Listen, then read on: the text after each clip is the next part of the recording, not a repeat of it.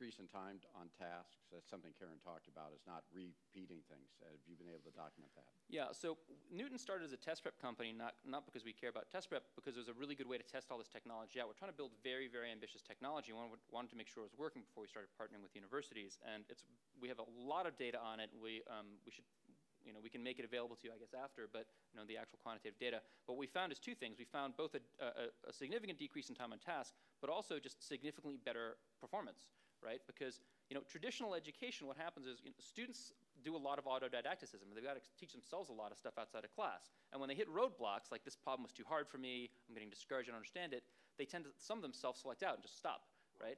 And that was just stop as you hit your roadblock. But if you have questions, follow on after the class, or after our session, after class. I'm going in trouble. Okay, thank you very much. And now our last presentation for the session, Cheryl, and hopefully this should go to your computer.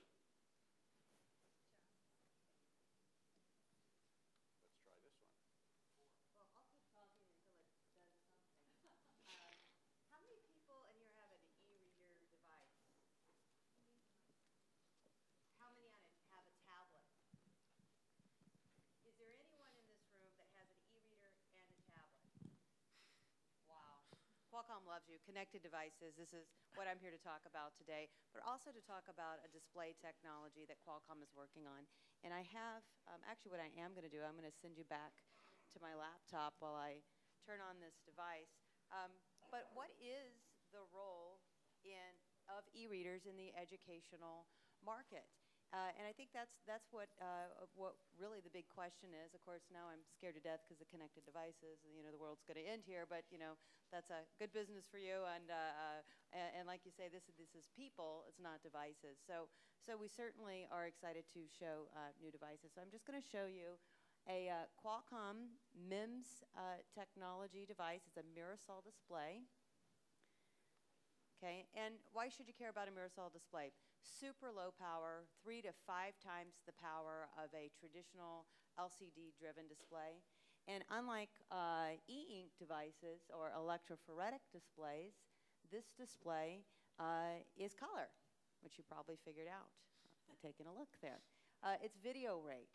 It's supports touch. And so we're here at CES this week to really promote a very innovative technology, a very green technology. The low power proposition allows us to be the greenest display because we're really slowing the entry of toxic materials, batteries, into the landfill. You can get away with using a very thin, lightweight battery if you have a device that uses a power sipping component, and that's what this display is. It's that way because it uses the natural light in the room to illuminate the display. So that's just the ambient light in the environment is actually creating this color palette, hence the butterfly logo here. That's the same exact way that color is created in nature, and that concept is, or that study is called biomimicry, mimicking biology, if you will. And so that's our display. And the question really is, back to the e-readers, can we have class without paper? Is there anyone in this room that believes that that is a reality? What a very innovative, forward-thinking bunch. Can you have libraries without books? Absolutely, and that's it. Well, the list of examples, hold on, let me switch you to my laptop here. Let me try and switch you to my laptop. That's the list of examples that I'm showing here on my slide deck. Is that, yes, this is happening, this is real. Fall semester, we saw real universities deploy bookless libraries and paperless environments.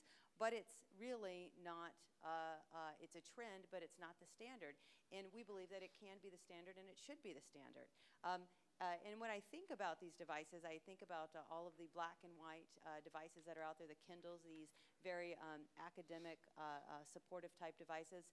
I am concerned for the fact that there's no color, because as you read this chart here, it would be very important to know what the radiation is by source.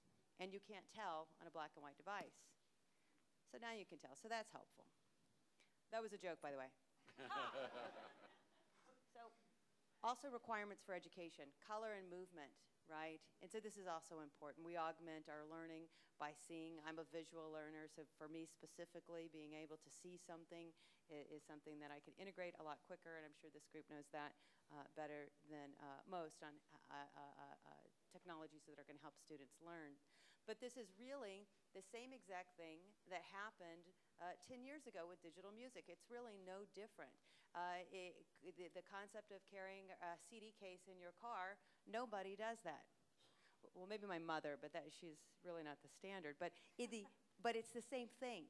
You can carry 1,000 books in one device, and I think that really is the promise for the academic environment. And there are a lot of good companies out there that are leading the way. And Mirasol Display by Qualcomm is a component. So we work with many partner companies. You'd never see a Mirasol device per se, but you would see one of our partners, and you would see our display in these devices. And these are the type of things that, as we talk with our partner companies and industry leaders in the digital book space and in the digital magazine space, these are the type of things that their consumers are telling them of what's required.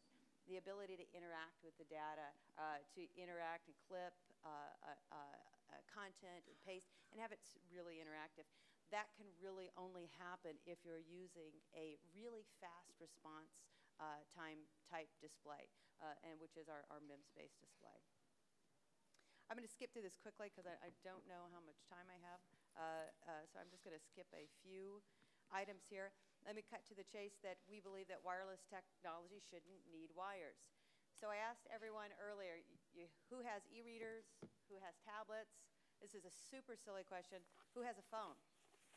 Everybody has a phone. Who has 2 phones? Really? Wow, we really like you guys. So, you know, this is the constant device. This is the constant. And what is Qualcomm really in the business of doing? It really is saying that the marketplace for reading is not just e-reading devices. It really is our cell phones. These are the things that we want to carry around with us everywhere. These are the devices that are dying, that you can't make it through the day without sitting beside a wall, just like, you know, this person here was the laptop trying to charge it up. And that's really the promise of the technology that we're offering, is it's 3 to 5 times the power of a traditional LCD display.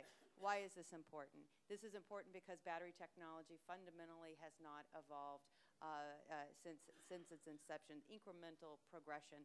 And what's happening on the flip side is the demand on these devices such as the e-reader, the tablets, and so forth, the handsets. We keep adding more features to them. GPS, mobile TV, of course, SMS, text messaging, and and by the way, voice, right? So all of these things that you add to the handset attack the battery. So you really have to look at low power devices and components. And this is where we think there's a perfect fit for the academic market, because students are mobile by nature. They're carrying the backpacks, they're outside, and so to have a device that's super low power on top of being a reflective display, which means it's sunlight viewable, is certainly appropriate for the student market. Students are telling us, too, that they're the things that are most important to them. Obviously, it's content, and we can thank really iPad for all of this rich content that they've delivered. But another key factor is mobility, and then we have a weight issue. So when you think about your iPad, are you ever inconvenienced by the weight of that device? Yeah, so it's a fantastic device, but it's a heavy device. It's about 1.5 pounds.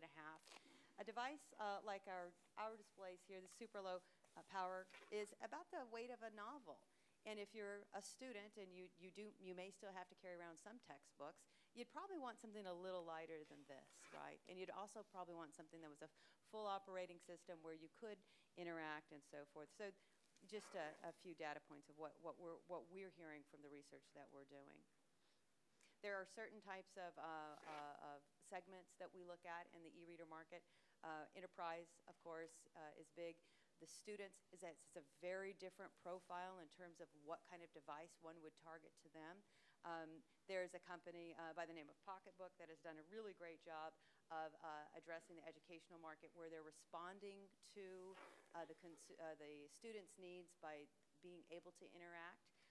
This particular slide that I'm referring to is from one of the top academic providers of textbooks in China by the name of Yamor. So there's a lot of very innovative leading companies globally that get the needs and desires of the student in the educational market. But really, as Qualcomm, we're super focused on really reaching the mass market. And we're all students and students of life. And so let's all go for one that's going to reach mass market. And that device has to be fully powered.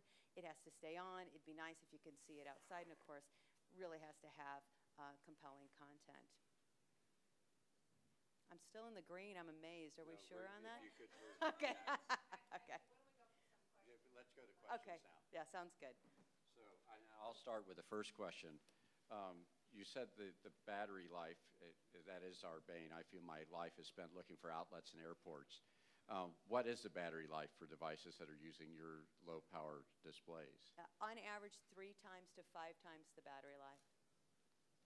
So if you have an LCD, if you were to pop in a Mirasol display into an equivalent, like a 5.7, you would get at least 3 times the battery life, but more likely 5 times, depending on how you use your device.